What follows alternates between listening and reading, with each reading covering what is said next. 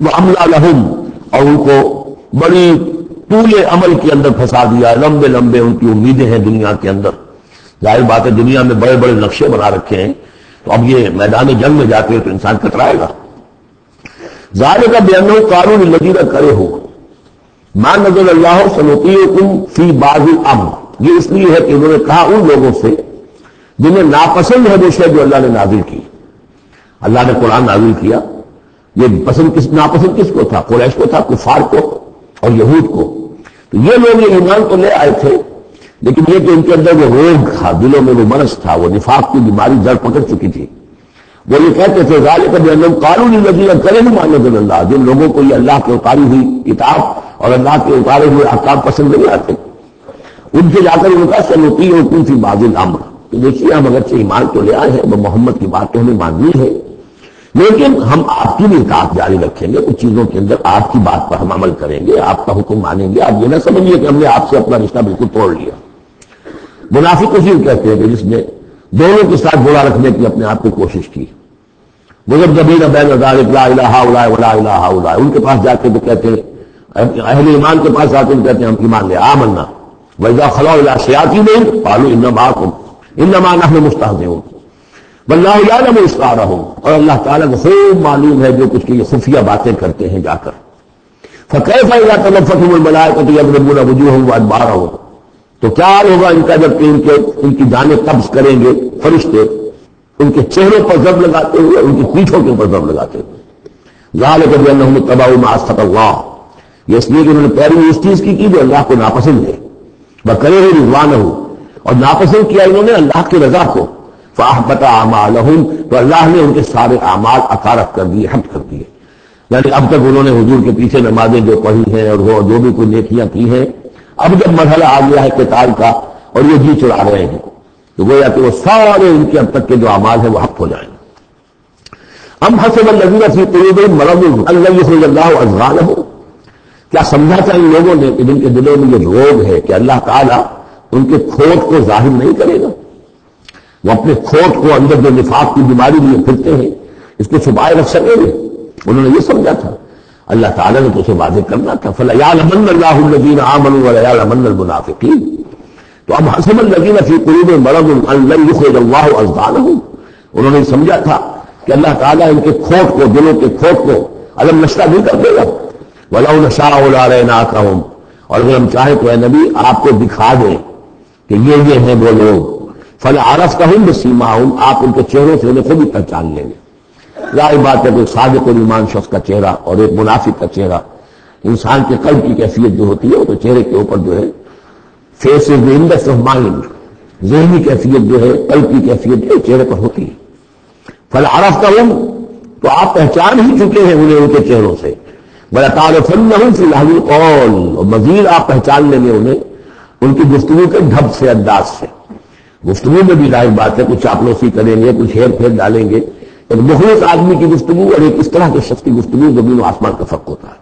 وَاللَّهُ يَعْلَمُ أَعْمَالَكُمْ، اللہ تمہارے اعمال کو خوب جانتا ہے. وَلَنَبْلُوَنَّكُمْ حَتَّىٰ نَعْلَمَ الْمُجَاهِدِينَ مِنكُمْ وَالصَّابِرِينَ، اور ہم کو لازماً آزمائیں گے تمہیں، یہاں تک کہ ہم ترجمہ تو ہوگا ہم معلوم کر لیں، ہمیں علم ہو جائے. لیکن چونکہ اہل سنت کا عقیدہ یہ کہ اللہ کا علم تو قدیم ہے، تو یہاں ہم اس کی ترجمانی کرتے ہوئے کہتے ہیں ہم ظاہر کر دیں گے اس کو تاکہ سب کے علم میں آ جائے، سب دیکھ لیں. ہم آزمائیں گے تمہیں یہاں تک کہ سب دیکھ لیں کہ مجاہدین کون ہے تم میں سے. حتیٰ نعلم المجاہدین منکم والصابرین، اور وہ جو صبر کرنے والے ہیں.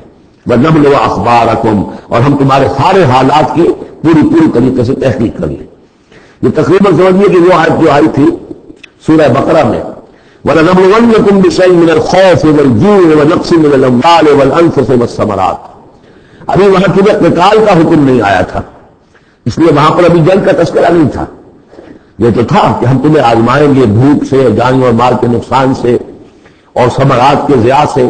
لیکن یہاں اسی آیت کی ایکسٹینشن سمجھیے، وَلَنَبْلُوَنَّكُمْ حَتَّىٰ نَعْلَمَ الْمُجَاهِدِينَ مِنكُمْ وَالصَّابِرِينَ، تاکہ ہم دیکھ لیں کون ہے وہ جو واقعتاً جہاد کرنے والے ہیں، صبر کرنے والے ہیں، اور ان کی پوری طرح جانچ پرکھ کر لیں.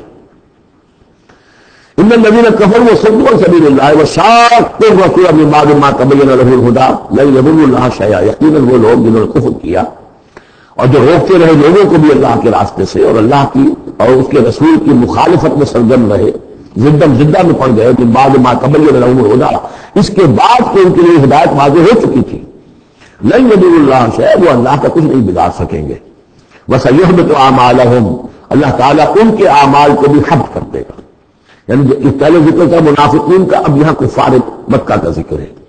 ان کے اعمال کیا تھے؟ وہی حاجیوں کی خدمت کرتے تھے، اجعلتم سقایۃ الحاج وعمارۃ المسجد الحرام کمن آمن باللہ والیوم الآخر، اور یہ کہ باہر اور بھی کچھ دے، کسی نے کھانا کھلا دیا، کسی نے کچھ اور کر دیا، اور پھر یہ کہ جو کچھ انہوں نے جد و جہد کی ہے، انہوں نے بھی مال خرچ کیے ہیں، جنگیں کی ہیں، بدر میں آئے تھے تبھی تو بہت سے لوگوں نے کفار میں انفاق کیا تھا، تبھی تو ساز و سامان تیار ہوا تھا، 900 اونٹ لے کر نکلے تھے، روزانہ ایک دن 10 ایک دن 9 اونٹ تو ذبح ہو رہے تھے وہ فوج کو جو کھانا کھلانے کے لیے، تو آخر لوگوں نے کنٹریبیوٹ کیا تھا، تو یہ سارے اعمال ان کے اکارت چلے گئے۔ یا ایھا الذین آمنوا اطیعوا اللہ واطیعوا الرسول ولا تبطلوا اعمالکم، اے اہل ایمان اللہ کی اطاعت کرو اور اس کے رسول کی اطاعت کرو، لا تبطلوا اعمال، اپنے اعمال ضائع نہ کرا بیٹھنا۔ یعنی اب تک اگر تم نے کچھ اعمال کیے ہیں، کچھ محنت بھی کی ہے، کچھ انفاق بھی کیا ہے، کچھ اور جد و جہد کی ہے، لیکن اب جو یہ مرحلہ نیا آ گیا ہے، اس کو یہ سمجھیے اب امر حال یہ ہے، اللہ کا اس کے رسول کا جس وقت جو حکم ہے اس وقت اس کو ماننا ہوگا۔ اب حکم یہ ہے، لہذا اگر اس میں تم نے کہیں چیز دکھا دی تو تم اپنے سارے سابقہ اعمال کو باطل کرا لو گے۔ ان الذین کفروا وصدوا عن سبیل اللہ ثم ماتوا وهم کفار فلن یغفر اللہ لهم، یقیناً وہ لوگ کہ جنہوں نے کفر کیا اور اللہ کے راستے سے وہ روکتے رہے اور یا رکے رہے، یہ دونوں جیسے میں نے اس کیا کہ صدا یا خود جو ہے یہ فعل لازم بھی ہے، فعل متعدی بھی ہے۔ ثم ماتوا وهم کفار، اور وہ مر گئے اسی حال میں کہ وہ کافر تھے، فلن یغفر اللہ لهم، تو ایسے لوگوں کو اللہ تعالیٰ ہرگز نہیں بخشے گا۔ فلا تہنوا، اے مسلمانوں تم ڈھیلے نہ پڑو، بوجھے پن کا مظاہرہ نہ کرو، وتدعوا الی السلم، اور سیدھا سلم میں، اور تم جو اب یہ کہہ رہے ہو صلح کی بات ہونی چاہیے اور سلامتی کی بات ہونی چاہیے اور خام خواہ لڑائی جھگڑا جو ہے اس سے کیا حاصل ہے، یہ جو تم کر رہے ہو یہ نہ کرو۔ فلا تہنوا وتدعوا الی السلم، بلکہ اب جو مرحلہ آ گیا ہے اب تو سرفروشی کا مرحلہ آ گیا ہے، وانتم الاعلون، اور گھبراؤ نہیں، تم ہی سب سے اونچے رہو گے، سربلند رہو گے، غالب ہوگے۔ واللہ معکم، اللہ تمہارے ساتھ ہے، اس کی مدد تمہارے شامل حال ہے۔ ولن یترکم اعمالکم، اللہ تعالیٰ تمہارے اعمال ضائع نہیں کرے گا۔ انما الحیات الدنیا لعب و لہو، یہ دنیا کی زندگی تو کھیل ہے اور کچھ جی کا بہلانا ہے، اس کے سوا کیا ہے؟ آخرت کے مقابلے میں تو یہ دھوکے کا سامان ہے، دھوکے کی تکتی ہے۔ وما الحیات الدنیا الا متاع الغرور، وان تؤمنوا وتتقوا یؤتکم اجورکم، اگر تم ایمان لاؤ، ایمان پر قائم رہو اور اپنے رب کا تقوی اختیار کیے رکھو، اللہ تعالیٰ تمہیں دے گا تمہارے بدلے، تمہارے اجر۔ ولا یسألکم اموالکم، وہ تم سے تمہارے مال نہیں